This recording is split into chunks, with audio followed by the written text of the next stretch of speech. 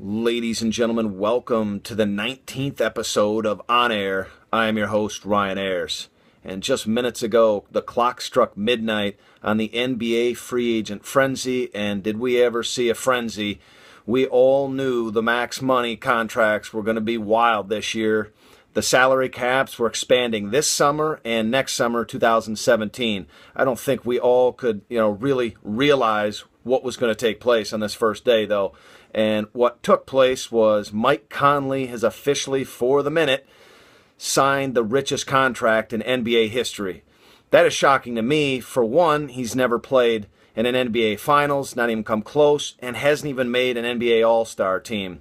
He's also got a new teammate with a max contract, and that's Chandler Parsons. He leaves the Dallas Mavericks for a $94 million contract with the Memphis Grizzlies. So those are a couple unbelievable contracts that will just have your eyes popping out when you read those numbers on paper tomorrow morning when the newspaper hits your mailbox.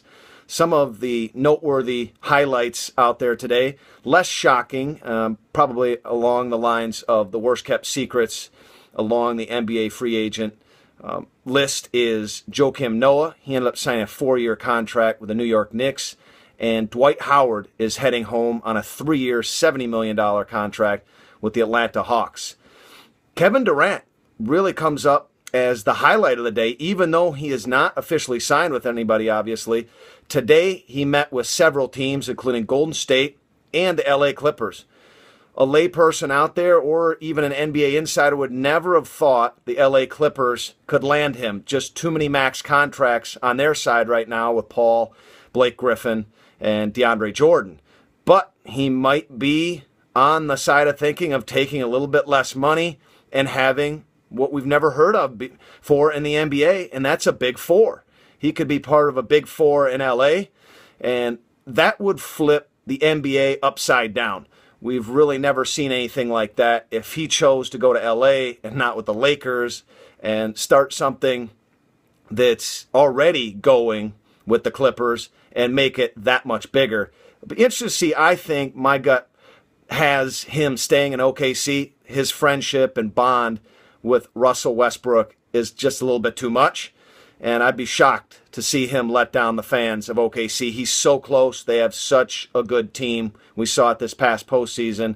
Some fans are probably a little bit surprised they weren't the Western Conference finalists against the Cleveland Cavaliers. I want to get to something, though, and everyone's talking about it in the sports universe right now, at least the basketball world. Timothy Mozgov, or Timofey, if you're going a Russian aspect of it, 4 years, $64 million with the Los Angeles Lakers.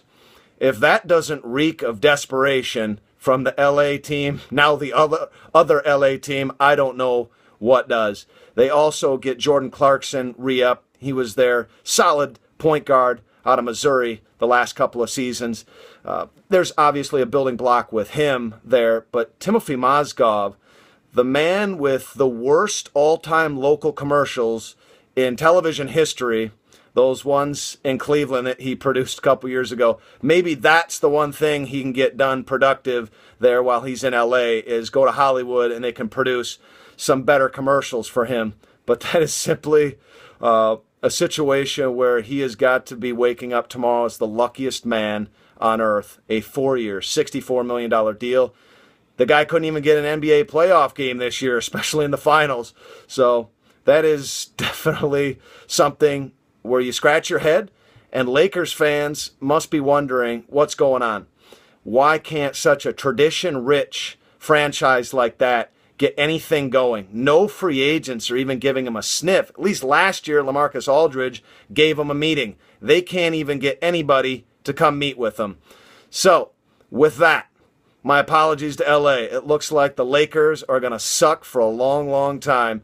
And for those cocky-ass Lakers fans, it's kind of fun to see you guys squirm a little bit in your million-dollar chairs there in the first row. Something needs to happen, and I think the only way to get something going for you Lakers fans and that franchise and everybody in LA is clean house. At this point, Mitch Kupchak's got to go. Bus has got to go. Maybe both Bus, Jeannie and her brother. But with that, I want to let you know, you've just been on air And I am Ryan Ayers.